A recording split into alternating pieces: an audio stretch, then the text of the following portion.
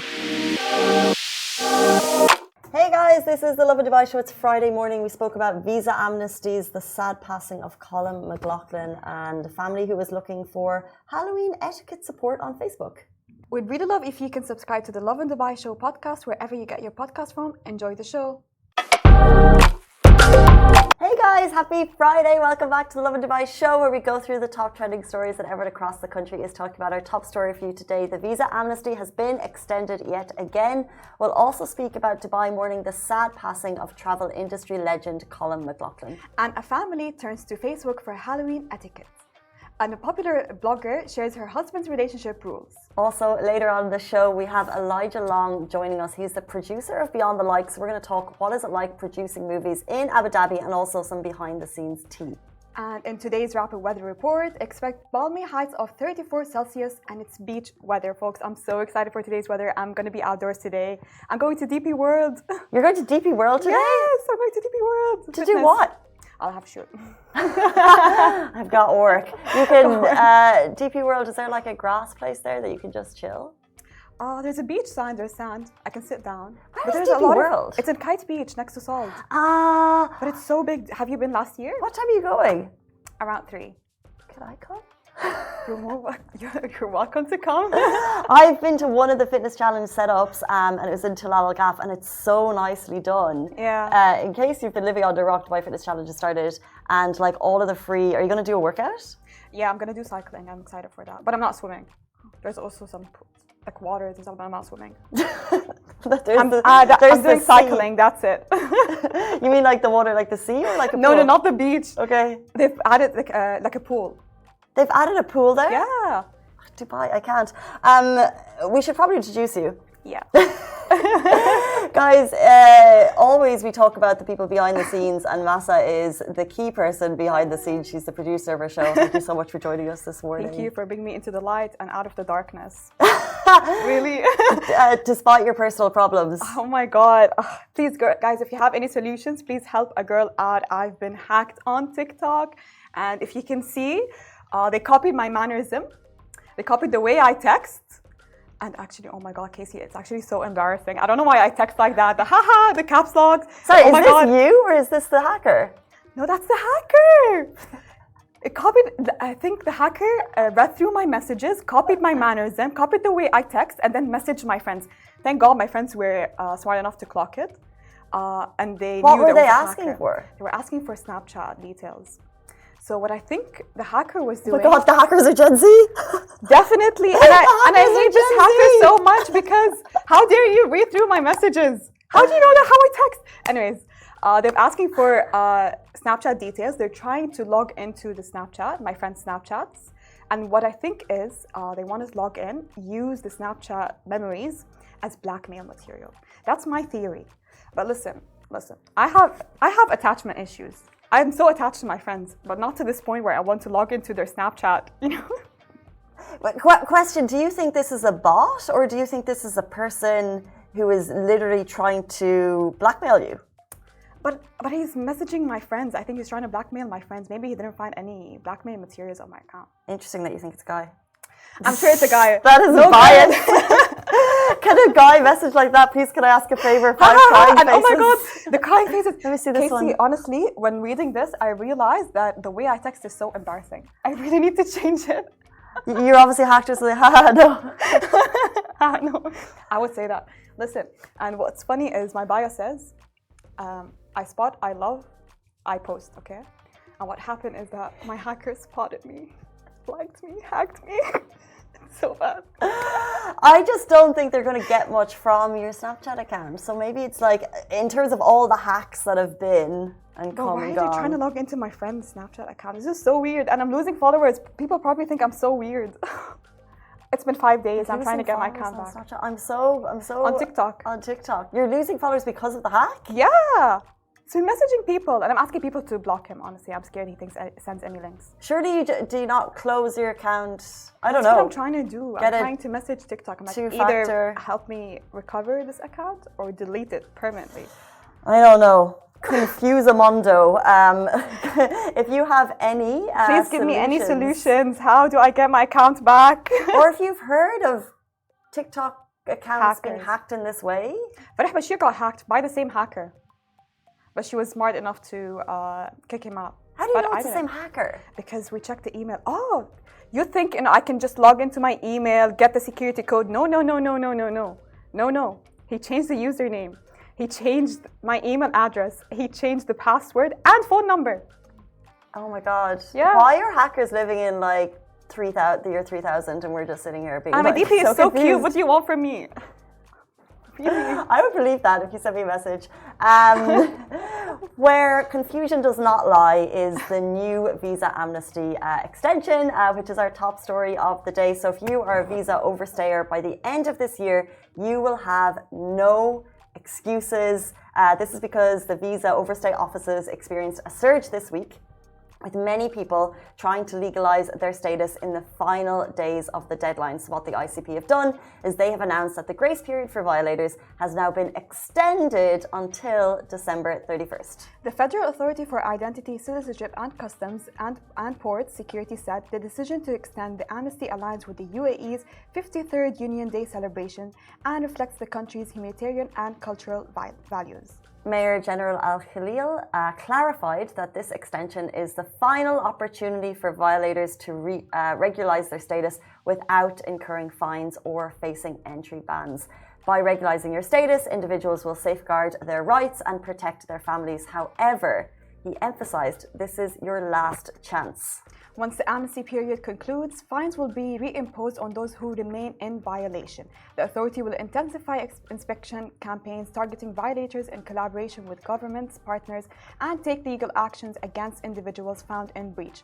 After the extension period ends, you have been warned.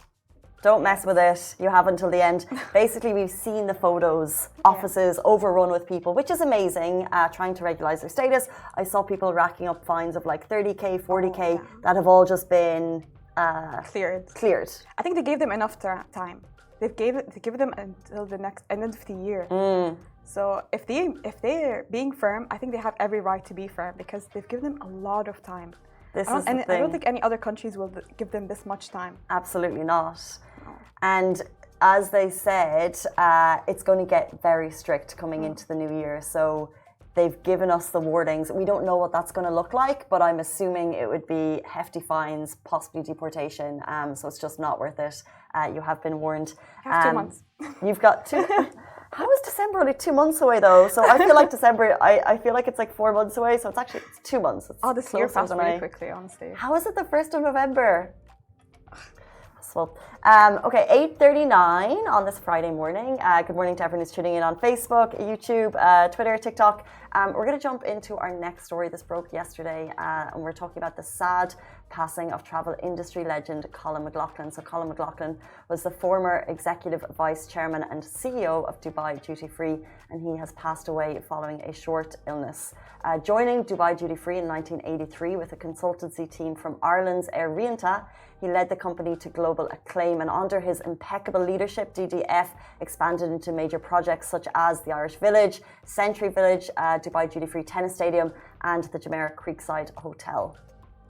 He sat at the helm of Dubai Duty Free for 41 years before he retired in May this year. Dubai Airport shared a heartfelt tribute. We are saddened to learn the passing of Colm McLoughlin, a distinguished leader and a beloved figure in the travel retail community. Colm's wealth, wisdom, and dedication over the decades have inspired many our industry and beyond. Our deepest sympathies go out to his family and our friends at Dubai Duty Free. His legacy will always be cherished. Certainly will.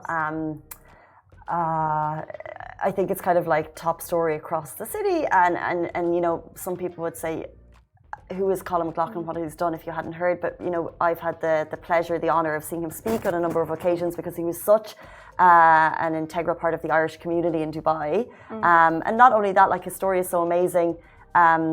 Potentially, you know, the Dubai dream, he was working in Ireland, and he was headhunted by the ruler of the UAE to help shape Dubai Duty Free into what it is today, and he led it for 41 years. And I remember seeing him speak at an Irish event right post-COVID, but COVID was still ongoing. And you know, he spoke so candidly about the industry that he was working in that was so affected during COVID, and how it was so difficult, because there's such a family there, because he put such an emphasis on people. So throughout his 40 years, the same people he worked with at the beginning, he was still working with to this day. So, and he looked after them, and they were a family, and he just said, work hard and honestly, look after the people around you, and they'll look after you. And it's just we send our heartfelt condolences to everyone at Dubai Duty Free today, because although he retired in May this year, I think he was still kind of like poking his head in and helping out. He was known for his never wit. leave. Yeah, I don't think so. Never leave. Could you? But like, it's just your heart and soul. Imagine if you're with the company for that long. For 41 years. I don't think I can ever leave. With my attachment issues, I can't leave. No.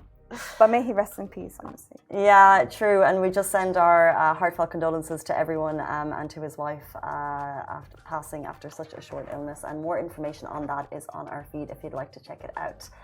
Let's jump into our next story. Instagram is lit with Diwali, Halloween, and everything. And obviously, as a mixed community, we have questions about it. So a family turns to Facebook for Halloween etiquettes. So a Muslim family that just moved to Dubai received a sweet note from trick-or-treaters before the night of Halloween. So they decided to ask for some advice on Facebook. So they posted a saying, this is our first year in Dubai as a family. We are Muslim and we don't have prior experience with Halloween. So they went in to ask, we don't know how to welcome them and what kind of treats are appropriate. So please give us some advice and help us arrange a sweet welcome to our cute little monsters tomorrow. And then the community really came through with some great suggestions, suggesting, have like chocolates and donuts and peanuts. Obviously just making sure that, if anyone has allergies, don't eat the peanuts. So lollipops, small packs of chips, popcorn, and it's so cute to see how everyone's coming to help them out, honestly. Just keeping the spirit of Halloween, because it's so cute. Did you have any trick-or-treaters? No, we were thinking in advance when we put something at the door, but our building, I'm in an apartment building, and it's mainly... Bachelors? Yeah, basically. It's mainly studios. I'm not even sure if there's 2 beds. So although there's small, teeny tiny kids, there's not... I have not seen, I've been there for a couple of months, I have not seen a 3 or 4 year old run around. I didn't see any Halloween decorations. And I think that's like when the question is, how do we welcome trick-or-treaters? You have to show outside your door that you're celebrating. But did you see any? I didn't have any trick-or-treaters. Usually I have every year. When I reached home yesterday, in the evening, I did see a little child. She was in a skeleton costume. Aww. She was so cute, but for some reason she really scared me. Okay, it was a normal skeleton outfit. It was not scary at all, but she was screaming, "Kids, I have candies!" To me, that's a trap. It's not okay. What do you mean, kids? We have candies, lots of candies. No, that's creepy. This was the kid shouting it? Yeah. Oh, I think it's because it was so normal growing up. And I realized when I was leaving work yesterday that when I spoke to Akash, so Akash came in, dressed for Diwali, and he was giving out the treats that his mom had made to the office. And then I was in my silly Halloween costume giving out Smarties. And he said, "Oh, so what's the tradition?" And I was like, and I didn't realize that, like, not everyone is totally aware of it.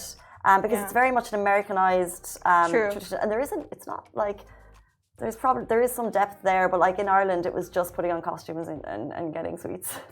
For me, like Halloween is mostly for kids. That's how I know it. Is it, or is it an adult? No, well, I dressed up like if you go to Ireland tonight, probably there'll be adults in costumes at costume parties. And you'll see, I'm sure, because I think Dubai welcomes all types of celebrations. So last night I went to sleep hearing fireworks for Diwali, which was amazing. Oh yeah, I've heard fireworks for Diwali. That's what and I was like, Papa, and I was like, oh, that's what it is. The Burj Khalifa lit up for Diwali, which was amazing. And then also you'll see, I'm sure we'll get amazing photos of costumes, houses, for Halloween celebrations last night as well. So it was a total mix across the city. My feed was mostly about the Diwali Halloween memes, honestly. They were so funny. But maybe I didn't get any trick-or-treaters because they were celebrating Diwali. Well, did your house have... I feel like this is the rule that Dubai needs to make.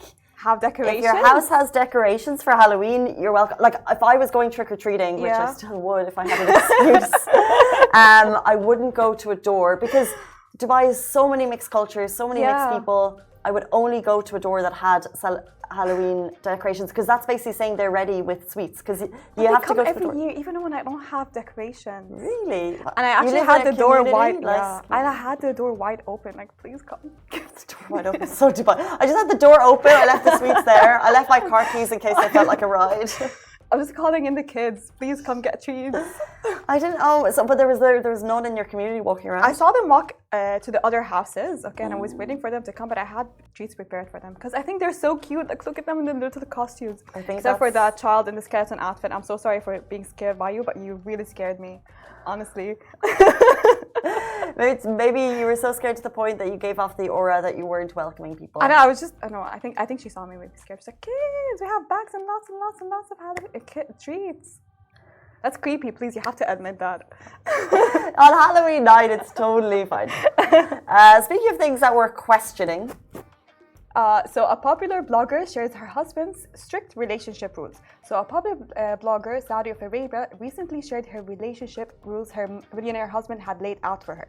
And her followers can't get enough of her humor. The problem is, their followers don't know that this is humor. It's obviously satire. We hope so. But what a life. According to her first rule, she says her handbags must match her shoes. And the video goes through the different rules that they have. So, and the husband covers all the bills since she doesn't work. It also says there's no cooking at home, they must eat out. And lastly, her makeup and hair has to be done professionally every day. And finally, the one that a lot of people questioned, no guy friends allowed. I've met them like personally, and like we could say we think it's like it's clearly joking, right? It's obviously satire. You can tell it's sarcastic. It has a sarcastic tone to it. Like all of her videos are clearly satire. Now she may still be living an incredibly luxury, lavish life, but the way her TikTok is, it's got to be a joke. There might be some Did you read my truth to a certain extent, but not to this much. It's obviously satire, honestly, really. But where did you find a man that knows that you need to match the bag with your shoes? Do you? I do. But not today. Don't look at me. You got one in mind? Since when are your shoes meant to match your bag? That's so hard.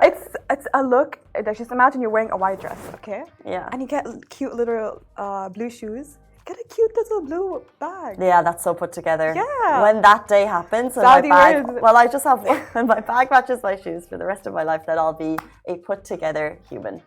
Oh, please, Saudi, like, bring those men our way. That knows how to match your bag with your shoes. We can match our own. Masa. No, but he buys things for her. I'm going to move on from that. 8:49 on this Friday morning. We're so excited to welcome our next guest. Elijah Long is the producer of Beyond the Likes, a movie that you're about to hear all about because it's debuting very soon, November 7th, I think, in the UAE. He's going to be with us after this very short break. Hey guys, welcome back to the Lovin Dubai show. Today's guest is Elijah Long. He's here to discuss his latest film, Beyond the Likes, featuring an incredible cast from both the Middle East and the West. Hitting theaters November 7th. Get out and watch it. Welcome to the show. Thank you so much for being here. Thank you for having me. Thank you for having me. How's everyone? We're really good. Good morning to you. Thank you. So I watched the trailer and I'm so excited for the film. Amazing. But can you elaborate more on what the premise is? What is it about? Well, the premise is about 5 friends that are trying to make it in life, you know, and then they're in their 20s, and life happens, right? Okay. So everything's going wrong, everything's going crazy. And then the main character, who's played by Don Benjamin, who's a model, he has this amazing relationship with this Arab girl, and somehow they break up. And his boys and him have to go to Abu Dhabi to win her back over. And so this is how we end up in Abu Dhabi. Cute. Okay, so let's talk about the Abu Dhabi leg of the film. Okay. So you brought people like Don Benjamin, Kevin Hart over. No, not Kevin Hart. Not Kevin Hart. Oh, so sorry. I wish Kevin Hart. He's a little expensive. Big names. Yeah, it's Terrence J. I have Matt Rife. The cool thing about it is Matt Rife wasn't Matt Rife when we shot this movie, right? And so this is exactly what Beyond the Likes is about. This was somebody that just followed his dreams and a year and a half later can change his entire life. Next thing you know, he's on a world tour. you know? So he was the guy that had the lowest amount of followers, the lowest people they were, weren't trying to interview him. Now everybody's Matt Rife crazy. Right. So it was kind of cool, Tell us about, because that brings us into Beyond the Likes, how did you decide on the name? A couple of things. I went through a couple of name changes actually, but I wanted to let this generation know that there is life beyond likes, the crazy things that people do for likes. So it's like, it's a deeper meaning. At the same time, I wanted people to internalize what is beyond the likes for you, so. What did the Beyond the Likes mean to the actors then personally?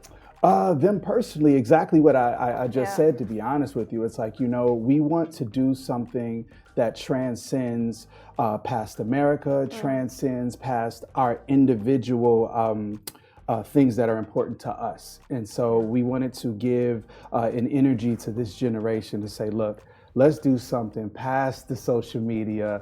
Let's some real love.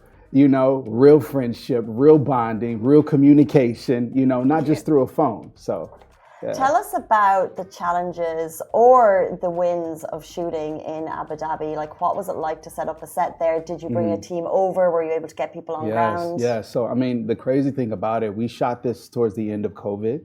So with that being said, there were a lot of challenges because of that.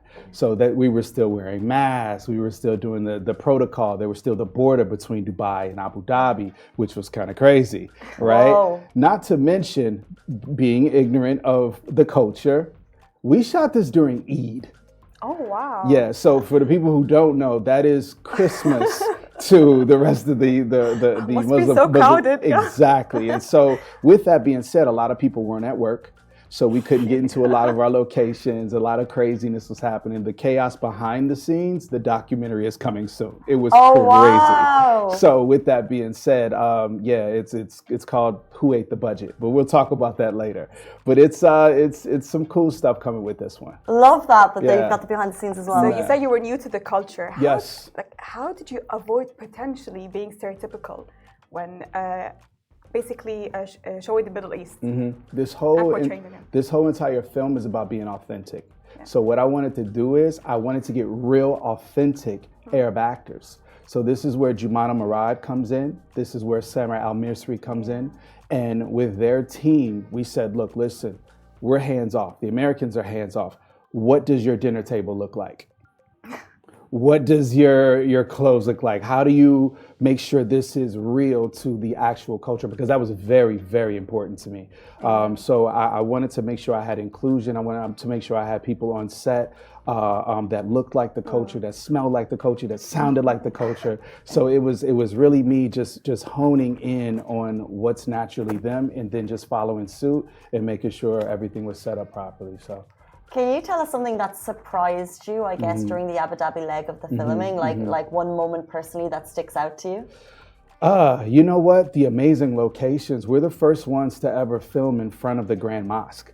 And the caring and the lovingness that they gave us, even though we were getting them out of bed because it was Eid, out of their homes because it was Eid, they were still so welcoming to us. And it shocked me that, I know when I'm on Christmas break, it's like, bro, do not call my phone, but they were just real accommodating. And I was really grateful. We flew 125 people across the globe. That's visas for everyone, PCR tests for everyone. So me organizing this, I couldn't have done this without Kais Candle. Kais Candle is my production partner here. He runs the filmmakers. And it was just absolutely amazing how he helped me put this together. He is the star of the show. So him and Chris Jennings, I couldn't have done this without. But speaking of being accommodating, we've had some blockbusters shoot in Abu Dhabi, but Beyond the Likes are kind of trailblazing in terms of you're one of the first to kind of really say we're shooting in Abu Dhabi without the huge blockbuster name. Yes. So first of all, it's amazing to hear that Abu Dhabi was welcoming. Yes. How was that journey for you, and also why Abu Dhabi? Well, the amazing thing about it is coming to Abu Dhabi, shooting across the globe an independent film. So I want people to know this is a complete independent film, independent financing, And to not have that studio behind me, because I am a studio baby. I produce Rambo and Tesla and different projects like that. I'm used to having this whole machine behind me, but actually having to do it ourselves, it made us in touch with the culture more. So we don't have those layers between us with a studio. And why Abu Dhabi? It was a couple of reasons. We wanted this film, this comedy, to resonate, because I think a lot of borders are broken when you laugh with each other, not at each other, you know? So it was important to take this story across the world and not shoot it on a green screen and actually really immerse the guys in the culture, you know? I have images of Matt Rife in a Condora, the whole cast in Condoras, you know? So we need to see those. We'll post those on social media, you know, because I know we're not going to see it in the film? We wanted to have it in the film for other reasons we couldn't, but we just wanted to respect the culture and everything about it. But it was Abu Dhabi because Dubai and Abu Dhabi is becoming the next generation of the world. You know, everyone wants to come here to build and discover, and we wanted to be a part of that trend and kind of set the trend for more independent films to come here. So let's talk about the logistics, pre-production, and the set itself. So I understand that sometimes one scene may take a whole day. Absolutely. So what scene was the most difficult to shoot and edit? The most difficult scene to shoot was probably the water park. All right, so I'll give you guys a little teaser there. So probably the water park. To edit was probably that whole sequence, to be honest with you, because we shot literally, I mean, you see this in the trailer, but we shot literally on the racetrack, the Formula One racetrack, the water park. We shot at the Art Louvre. We shot at Grandma's. Lots of hazards, the water, everywhere, the water. You know, the GoPros. Yeah, it's insane. And then not to mention, remember, COVID. So it's like, imagine having a wet mask on your face. It was insane, but it was a beautiful time, though. It was a beautiful time. How do you personally, as a producer, decide on your projects? You mentioned you've been involved in kind of more big blockbuster stuff. This is independent. What kind of leads you to a project? Sometimes you need a break.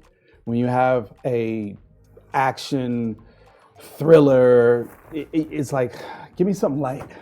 Give me something light. Give me a comedy, you know. Give me a little love story, you know. And I love to see two characters fall in love and screen surrounded by comedy. You know, two different cultures. Absolutely, basically. And it was just it was a challenge. I've never done a movie independently and taken it across the globe before, so this is a first for me. So I learned a lot. Every project I do, I learned so much. So this was one for the books. So you've been a producer for so long. Have you noticed any shifts or new trends in filmmaking? My career actually started off in acting in front of the camera, and I got nominated for 2 Emmys. And when that happened, fame comes. Yeah. I actually didn't like the fame. Really? Believe it or not. Really? Yeah, So I don't really like being in front of the camera. I like being behind. So that's when I started jumping into the writing and producing. It allowed me to still hone in on my craft and see that vision through other people. And I love breaking talent. So breaking talent is something that I really enjoy. So this is Don Benjamin's first lead in a film. You know, he actually asked me to come on board this project, but this is his first lead in a film. So I wanted to surround him with people that could help drive that project. Interesting having that 360 perspective. It's interesting. So Massa is actually our show producer. Yeah, okay. And Okay. she's Look at you. Look at you. Now in front of the camera. but it gives you that like 360 perspective. Yeah. And I wonder like how do you find talent? So like there's people today thinking maybe I could be in your next movie. For sure. But what do you look out for someone who can make it? You know, it's a raw talent that you just have to see. It's innate. It's something that's in you or it's not. And so you just pay attention to the underlying. There's some things that can be polished. You can see a table that has potential and you polish it up and it's a diamond, you know? And so you just kind of have to see that. It's nothing that you can really articulate. It's something you just gotta see, you know? Yeah, it's kind of like that perfect couch in your living room. It's just like, that's it right You're there. You're so right about the perfect couch. So star power exists. So do you think we'll be good actors? 100%. You're already acting. You know, we didn't like each other before this camera started rolling. Right? Look at you. It was like absolutely no chat. Okay, so what was the most difficult film to produce or act, in your opinion? I would say most difficult film to produce was probably Rambo. Rambo Last Blood. Why? That was difficult because dealing with a star like Sylvester Stallone is already, a huge feat. And then I also did another film called All-Star Weekend, which is Jamie Foxx's directorial debut. That's starring Jamie Foxx, Gerard Butler, Robert Downey Jr., Eva Longoria, so many people, Jeremy Piven. And so that was a real challenge to be honest with you, because I'm a fan of all of these people wildly. And now I'm forced to be writing and producing with and for them. And so I would say that was the most challenging, because you don't want to mess up around that level of stars. So I would say All-Star Weekend with Jamie Foxx is probably my most challenging film. How epic. Yeah. Beyond the Likes is going to premiere in the country on November 7th. All over the MENA region, November 7th. Please go out and check it out. November 7th, Beyond the Likes. Before you leave us, we're going to play a quick game. Let's do it. It's called What Gives Elijah Long the Ick? So we're going to say things that you might like or that you might think are icky. Okay. And then if you think they're icky, you just press the buzzer. Okay, I can do that. I can do that. Okay, let's go. Massa, you're up. Now I'm curious. What are we doing? Should we start it easy or hard? Let's put it on the difficult. Let's do it. Okay, dating apps. Non-existent. I don't do them. Ick. Dating apps are ick? Yeah. Then how do people meet? Say it one more time. How can people meet? How can people meet? Yeah. Is that a question? Yeah. I mean, I love in person, because there's so many filters these days. You don't know what you're really clicking on, So yeah, I like in person. Elon Musk. Elon Musk. Forward thinker, little bit, I'm trying to be politically correct here. I met Elon a few times. Really? Yeah. It's a cool guy, but very quirky. I think, forward thinker. It's very fair. Yeah. Bit quirky. Bit quirky. PDA on social media. PDA on social media. Ick. No, not into it. No.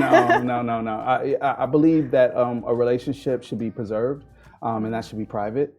If you want to show PDA, that's fine, but at the same time, you leave yourself open for scrutiny, and people are waiting till you have the whole page deleted from all those pictures from those people. It's like, oh, they broke up. Avoid stalkers. Yeah. Literally. Gen Z slang to be relatable. Gen Z what? Slang. Okay, that lets you know I'm not Gen Z. What is that? It's just throwing in words like no cap. Oh yeah, okay. We have those in the movie.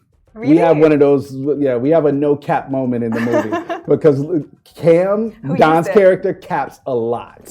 Don's character caps a lot. So that's yeah, a little bit of a teaser. A little bit of a teaser. Is he a bit of a player? I don't know. He fell in love. I don't know. We'll see. We'll see. He fell in love. Now. Right. And so you have that culture clash from American thinking from Arab values. So, it's a really, really cool connection with this one. So, I'm excited to see the love story. I saw the fight scene and I was like, yes. Show me more. Something's happening. Let's try for that. Yeah. Okay. Facetunes. I told you again, I'm not Gen Z. So what is that? What is that? Our last one, Beyonce. Beyonce is Beyonce. She's kind of like GOAT status at this point. Try to be safe. Yeah, I'm not a huge fan. I'm not going to be, I'm not going to do that. But, it's just like, I'll bob my head to a beat. It's cool. I hear you saying. That brings us to the end of the show. Elijah Long, thank you so much for your time. We really appreciate it. And best of luck with the release. Thank you so much. November 7th. And the afters, the after party? The after party. The director cut, the behind the scenes. When is that coming out? That should probably be early next year, maybe March. Yeah. So look out for that one as well. Awesome. Thank you so much for your time this morning. Thank you, Massa. Thank you. And that brings us to the end of the Lovin Dubai show. We'll be back with you on Monday morning, same time, same place. Have a fabulous weekend. Until then, bye-bye. Bye-bye. Bye-bye.